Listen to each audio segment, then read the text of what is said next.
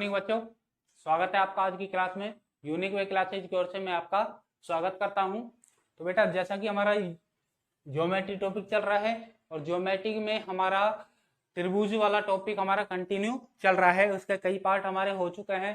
तो आज हमारा नेक्स्ट पार्ट आया है, ठीक है। और नेक्स्ट पार्ट में हम आपके लिए क्या लेकर आए हैं कि मैंने जैसे कि आपको पिछले पार्ट में भी बता दिया था कि हम जो हमारे सर्वांग के नियम हमारे चल रहे थे, सर्वांग के नियम चल रहे थे, उस सर्वांग के नियम को हम आगे कंप्लीट करेंगे और वो नियम कैसे लागू होते हैं वो चीज भी हम आज देखने वाले हैं। तो हमने पहला नियम हमारा पढ़ लिया था। कौन सा नियम हमने पढ़ा था? SAS नियम हमने पढ़ा था। मैं आपको बता देता हूँ वो चारों नियम मैंने कौन कौन से आपको बताए थे। पहला नियम मैंने आपको बताया था SAS का नियम, दूसरा मैंने आपको बताया था ASA का नियम, तीसरा मैंने आपको बताया था SHS का और चौथा था RHS का। ये चार नियम हमने देखे थे सर्वांग सम के। चारों नियमों में से अगर कोई लागू होता है तो त्रिभुज क्या होते हैं? सर्वांग सम होते हैं। तो चारों में से हमने पहला पढ़ लिया था SAS का। इनका हिंदी अर्थ मैं आपको बता चुका हूं। S को हम बोलते हैं भुजा, S को हम बोलते हैं भुजा बोलते हैं, ठीक है। और A को हम बोलते हैं कोण बोलते हैं, और यहाँ पे R को हम बोलते हैं समकोण, R को बोलते हैं समकोण, और H को हम बोलेंगे, H को हम बोलते हैं कर्ण, ठीक है। तो यहाँ पर इनका क्या नाम बनेगा? भुजा कोण भुजा, कोण भुजा कोण, भुजा भुजा भुजा और समकोण कर्ण भुजा, ठीक है। ये नाम मैंने आपको बता भी दिए थे। अब हम चलते हैं अपने दूसरे ASA नियम पर। हमने पहला हमारा देख लिया था, तो ASA नियम है हमारा, जिसको हम हिंदी में क्या बोलेंगे? कोण भुजा कोण, कोण भुजा कोण,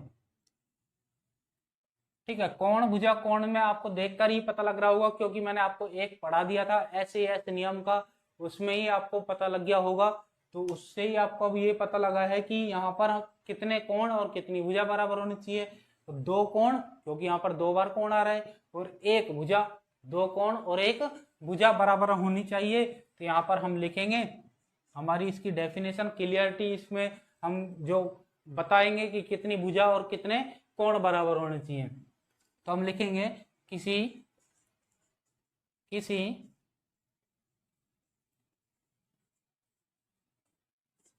किसी त्रिभुज के दो कोण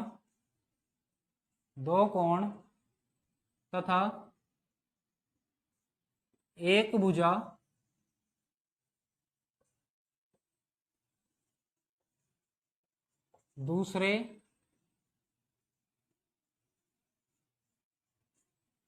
दूसरे त्रिभुज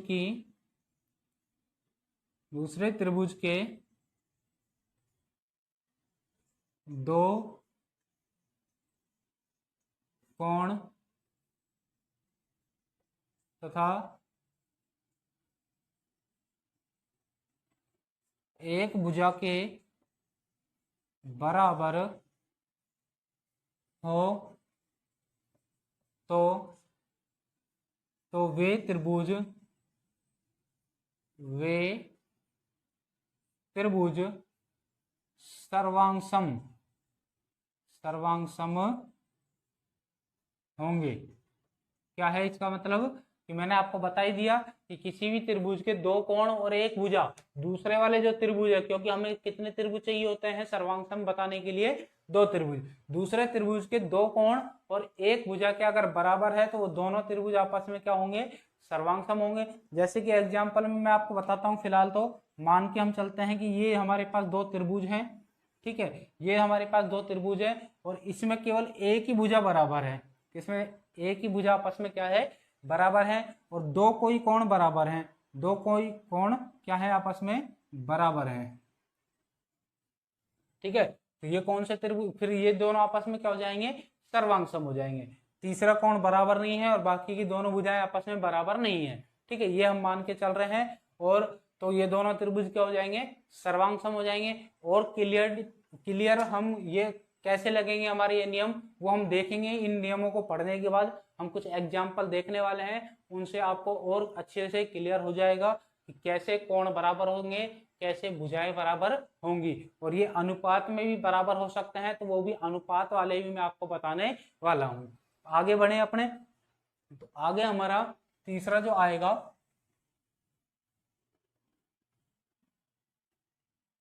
तीसरा है हमारा एस एस एस, भुजा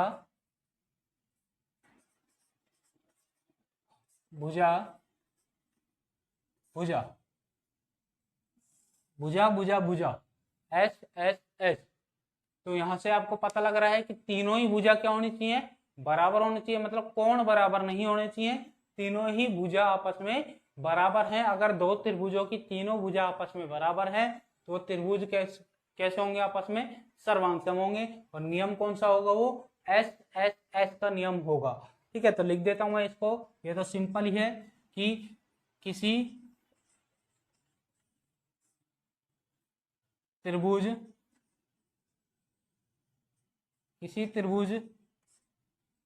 की तीनों भुजाएं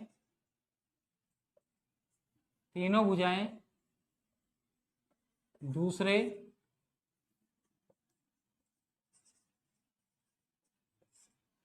त्रिभुज की तीनों भुजाओं के बराबर हो तो वे त्रिभुज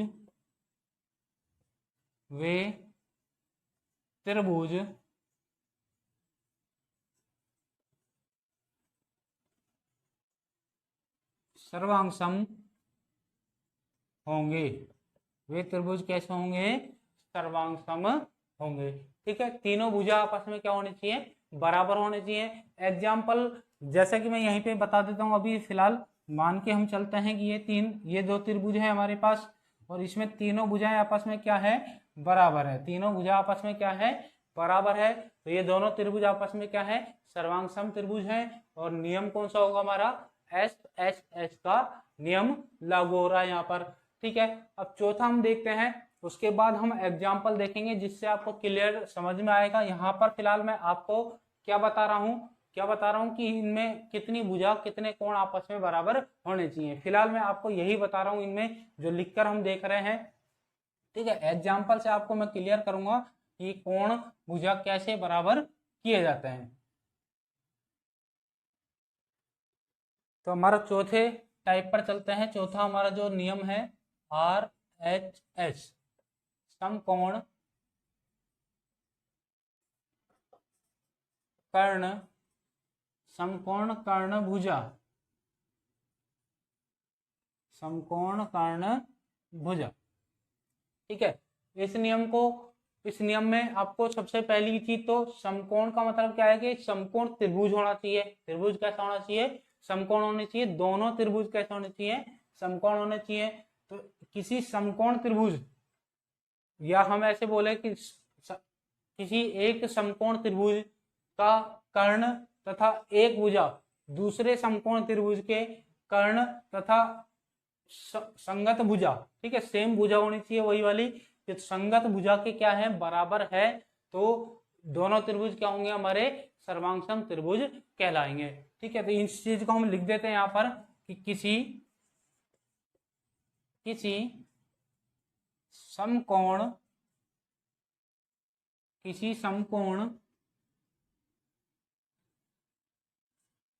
त्रिभुज का कर्ण तथा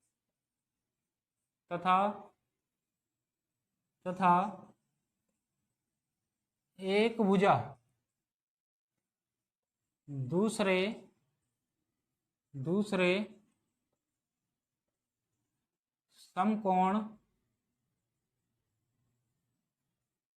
दूसरे समकोण त्रिभुज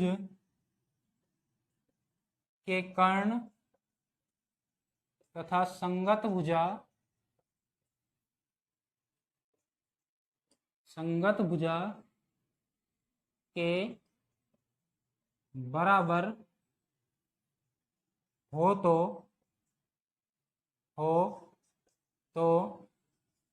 वे त्रिभुज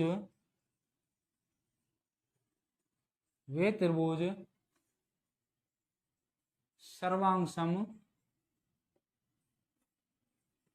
होंगे। वे त्रिभुज कैसे होंगे?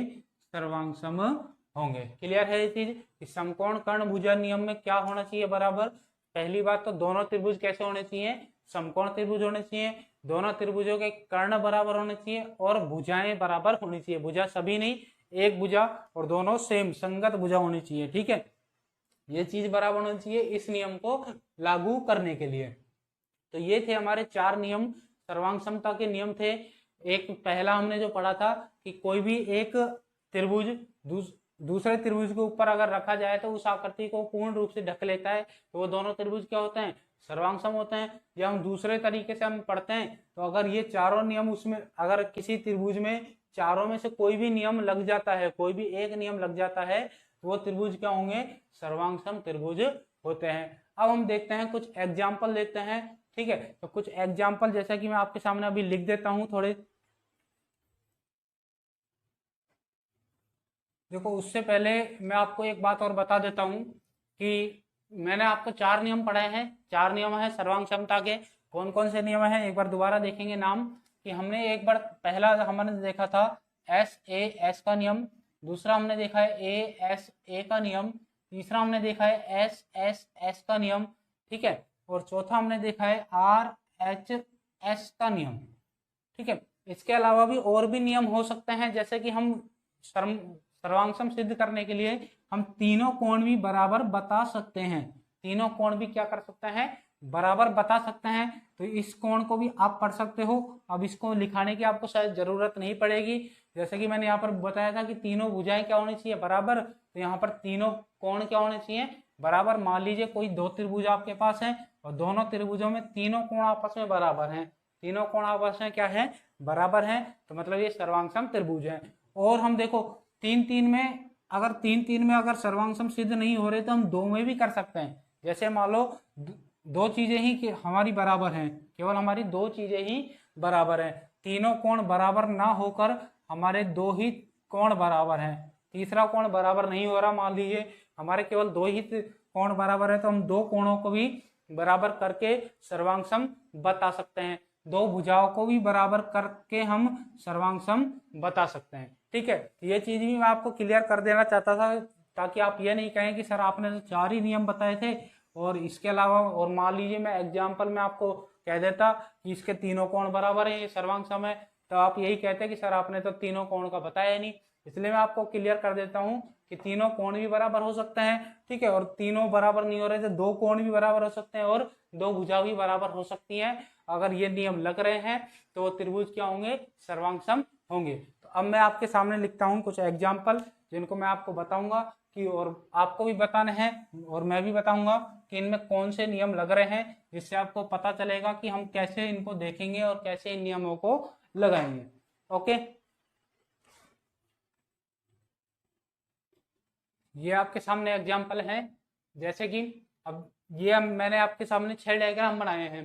ठीक है, और हमें सर्वांगसम सिद्ध करने के लिए, या एक तरह से हम सर्वांगसम सिद्ध करने के लिए, या हम कई बार हम त्रिभुजों को सिद्ध करते हैं तो हम उनको समरूप भी सिद्ध करते हैं। क्या सिद्ध करते हैं? समरूप। ये शब्द आपने सुना होगा, समरूप भी सिद्ध करते हैं। ठीक है, सर्वांगसम सिद्ध करते हैं या समरूप सिद्ध करते हैं, वो उसके लिए भी हमें वही 3 बातें सिद्ध करनी होती है, वही नियम लगाने होते हैं, या समरूप के लिए भी हमें वही नियम लगाने होते हैं। तो हम सर्वांगसम सिद्ध कर रहे हैं या समरूप सिद्ध कर रहे हैं, वो हमें पता करने के लिए हमें कम से कम कितने त्रिभुज चाहिए? 2, क्योंकि हम 2 त्रिभुजों को ही सर्वांगसम सिद्ध करेंगे या समरूप सिद्ध करेंगे, तो हमें 2-2 त्रिभुज चाहिए। अब आपका क्वेश्चन ये है, यहाँ पर मैंने आपके सामने 6 डायग्राम बनाए हैं, तो हमें ये बताना है कि कौन कौन से त्रिभुज आपस में सर्वांगसम है।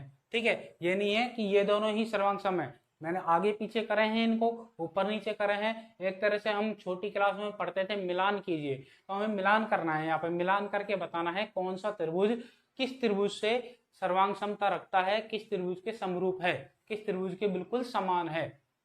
तो यहाँ पर कैसे बताएंगे, देखो मैंने जैसे इसका नाम दे देता हूँ, यहाँ पर मैंने दे दिया नाम फर्स्ट, सेकंड, थर्ड, और यहाँ पे मैंने नाम दे दिया ए, बी और सी। ठीक है, अब हमें बताना है कि इनमें से कौन सा त्रिभुज आपस में बराबर है, कौन सा त्रिभुज किसके बराबर है। देखेंगे आपके सामने, पहली हम बात करते हैं और ये भी हम देखेंगे कि नियम में से कौन सा नियम हमारा लग रहा है। ठीक है, जो हमने पढ़े थे। तो यहाँ पर पहला त्रिभुज हमने देखा। अब नाम पर आप मत जाओ कि ए बी सी है तो हमें ए बी सी वाला ही ढूंढना है, नाम पर आप मत जाइए, नाम कुछ भी हो सकता है। आपको अंदर की भुजाओं की वैल्यू देखनी है या कोण की वैल्यू देखनी है। ठीक है, कोण कितने डिग्री का है। तो यहाँ पर देखो भुजा इसमें एक भी नहीं दे रखी, नहीं दे रखी, केवल क्या दे रखे हैं, दो कोण दे रखे हैं। दो क्या दे रखे हैं, कोण दे रखे हैं 60 डिग्री और 40 डिग्री। ठीक है, 60 डिग्री और 40 डिग्री हमारे पास कोण है। तो यहाँ पर 60 और 40 वाला दूसरा देखो आपके पास सेम होगा, 60 और 40 का ये रहा। तो ये दोनों आपस में क्या होंगे, बराबर होंगे, आपस में क्या है, बराबर है। अब नियम की मैं बात करता हूँ तो यहाँ पर दो ही तो नियम, दो कोण ही तो बराबर हैं, दो कोण जिसको हम क्या बोलेंगे, ए ए, क्या बोलेंगे, ए और ए, दो कोण ही बराबर है बस, ना तीसरा कोण बराबर है ना ही भुजा, क्योंकि भुजा की वैल्यू हमारे पास नहीं है और ना ही तीसरा कोण हमें पता है। ठीक है, और तीसरा कोण अगर हमें नहीं भी पता है तो हम बता भी सकते हैं, कैसे कि हम तीसरा कोण इसमें निकाल के पता कर सकते हैं। जैसे कि 60 और 40 कितना हो गया हमारे पास, 100 हो गया, और टोटल त्रिभुजों का कोणों का योग कितना होता है, 180 होता है। तो 180 में से हम 60 प्लस 40 100 हम घटा देते हैं, तो तीसरा हमारा कितना निकल कर आता है, 80 डिग्री निकल कर आता है। और इसका भी कितना आएगा, 80 आएगा। तो हम कह सकते हैं कि इसके तीनों कोण बराबर है। तो हम इसमें ऐसे भी बोल सकते हैं कि इसके तीनों कोण बराबर है। तो हम ए ए ए, ठीक है, कोण कोण कोण, ये लग गया। अगले हम बात करते हैं, तो इसमें देखो 2, 3 और 2.5, ठीक है, 2.5, 2, 3 और 2.5, कोण हमें नहीं दे रखा। अब एक चीज आपको देखनी है, देखो समकोण त्रिभुज है, ये चीज आपको देखनी है, समकोण त्रिभुज है, इसमें कोण कितने डिग्री का है, 90 डिग्री का। तो समकोण से सीधा समझ जाना इसमें कौन सा नियम लगेगा, RHS वाला नियम लगेगा, क्योंकि उसी में समकोण त्रिभुज होना चाहिए। ठीक है, इसी नियम में लगता है समकोण त्रिभुज। यहाँ पे समकोण त्रिभुज है। अब इस लाइन में आप ढूंढो कि समकोण त्रिभुज कौन सा है, तो समकोण त्रिभुज ये रहा, इसमें 90 डिग्री का है। अब चेक करो, इसमें समकोण त्रिभुज में मैंने बताया था, समकोण त्रिभुज में क्या बताया था मैंने, कि हमारा एक तो कर्ण बराबर होना चाहिए और एक साइड बराबर होनी चाहिए, एक तो कर्ण बराबर होनी चाहिए और एक साइड बराबर होनी चाहिए। अब आप कहोगे सर एक तो कर्ण हमारा बराबर नहीं है, दूसरा कोई सी भी साइड हमारी बराबर नहीं है। बराबर है, मैंने आपसे बोला था कि अनुपात में भी बराबर हो सकते हैं। जैसे कि मैं इसका अनुपात अगर बात करता हूं तो लंब, कर्ण और आधार ऐसे लेके चलता हूं मैं कि 2:3:2.5। मैंने इस प्रकार इसको लिखा, पहले लंब को लिख लिया, कर्ण को लिख लिया और आधार को लिख लिया। इसकी मैं बात करता हूं तो लंब है इसका 4, फिर कर्ण 6, फिर आधार 5। ठीक है, जैसे इसको लिखा था वैसे इसको लिखना है। अब देखो इसका 2:3:2.5 अनुपात में वैल्यू काट सकते हैं, जैसे 4, 6, 8 है तो हम अनुपात में वैल्यू को काट सकते हैं। 2 की टेबल से कट जाएगा, 2 दूनी 4, 2 तिया 6, 2 चौक 8 काट सकते हैं। तो यहाँ पर ये किसी की टेबल से कट रही है, नहीं कट रही, तो ये इसका इस त्रिभुज का अनुपात तो ये है। इस त्रिभुज में देखो ये कट सकती हैं क्या, कर सकती हैं, नहीं कर सकती, परंतु हम इसको ऐसे तो लिख सकते हैं, जैसे कि 2 ब्रैकेट में 4 नहीं 2, 3 और 2.5 लिख सकते हैं, क्योंकि ये 2:3:2.5 ये वाला इसका डबल ये दे रखा है हमें। ठीक है, इसका डबल इसके अंदर दे रखा है, तो अनुपात हो सकता है। यहाँ पर अनुपात क्या हो सकता है, यहाँ पर हम 1 लिख सकते हैं। तो अनुपात क्या है हमारे पास, 1:2, 1:2, 1:2। तो यहाँ पर अनुपात में हमारे पास दिया गया है, तो मतलब हम कह सकते हैं कि हमारी जो कर्ण है, हमारा कर्ण कौन सा था, इसमें 3 था और इसमें कर्ण कौन सा है हमारा 6 है। तो मतलब कर्ण हमारा बराबर है और साइड भी हमारी क्या है, बराबर है। 2 साइड बराबर है, हमें तो केवल एक साइड बराबर करनी है, तो एक साइड ले लो, कोई सी भी बराबर है, दोनों ही बराबर है। तो मतलब ये दोनों त्रिभुज आपस में क्या होंगे, हमारे सर्वांग होंगे और नियम कौन सा लगेगा, जो कि मैंने आपको पहले ही बता दिया, RHS का नियम लगेगा।